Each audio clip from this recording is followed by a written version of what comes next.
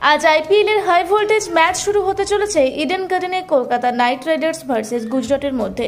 এই ম্যাচকে কেন্দ্র করে কলকাতার নাইট রাইডার্সের সমর্থকদের উত্তেজনা চরমে। আজ এই ম্যাচ দেখতে শুধুমাত্র কলকাতার নাইট রাইডার্সের সমর্থক সহ শাহরুখ খানের সমর্থকও এই ম্যাচ দেখতে কলকাতার উদ্দেশ্যে রওনা দিচ্ছেন বিভিন্ন জায়গা থেকে। কলকাতা নাইট রাইডার্সের সমর্থকরা চাইছেন এই ম্যাচে ভালো ব্যবধানে জিতে পয়েন্ট টেবিলের প্রথম দিনের মধ্যে থাকতে। এই ম্যাচ দেখতে বর্ধমান শহরের এসআরকে বর্ধমান কাটোয়া ফ্যান ক্লাবের সদস্যরা বর্ধমান স্টেশন থেকে রওনা দিলেন। রওনা দেওয়ার আগে কলকাতার নাইট রাইডার্সের সমর্থকদের উন্মাদনা ছিল চোখে পড়ার মতো। এসআরকে বর্ধমান কাটোয়া ফ্যান ক্লাবের সদস্যরা কি জানালেন, এসআরকে বর্ধমান কাটোয়া ফ্যান ক্লাবের সদস্যরা শুনুন। আমরা ইডেন গার্ডেন্স যাচ্ছি বর্ধমান কাটোয়া এসআরকে বর্ধমান কাটোয়া সিএফসি তরফ থেকে। আমরা ইডেনে গুজরাট ভার্সেস কেকেআরের ম্যাচ দেখতে যাচ্ছি। এটা কি প্রত্যেক ইয়েতেই যান, প্রত্যেকটা ম্যাচেই যান আপনারা? না না না, দেখতে প্রত্যেকটা ম্যাচে হয়তো যাওয়া হয় না, আমরা প্রতিবারই যাই। 2-3টে ম্যাচ অন্তত আমরা প্রতিবার যাই। আর আমরা প্রতিটা খেলায় ফলো করি। আমরা সবাই কেকেআরের ফ্যান।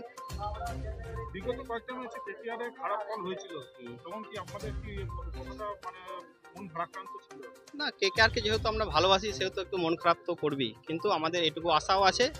আমরা 2014 সালে 7টা ম্যাচে প্রায় 5টা ম্যাচ প্রায় হেরে গিয়েছিলাম, তারপরে আমরা চ্যাম্পিয়ন হয়েছিলাম। এইটুকু এইসব নিয়ে আমাদের চিন্তা কোনো কিছু নেই। আমরা শাহরুখ খানের ফ্যান। कभी कभी जीतने के लिए कुछ हारना भी पड़ता है। हार कर जीतने वाले को केकेआर कहते हैं। আজকে কখন ম্যাচ শুরু হবে? আজকে ইডেনে ম্যাচ 7:30 থেকে শুরু হবে। 7:30। আচ্ছা, কার কার সঙ্গে খেলা আছে আজকে? আজ কেকেআর ভার্সেস গুজরাট। আপনার নাম? আমার নাম রাজিবুল ইসলাম। বর্ধমান কাটোয়া সিএফসি একজন কোঅ্যাডমিন। আমরা মূলত একজন এসআরকে ফ্যান ক্লাব, সেই সঙ্গে সঙ্গে আমরা কেকেআরেরও একটা ফ্যান ক্লাবের সদস্য।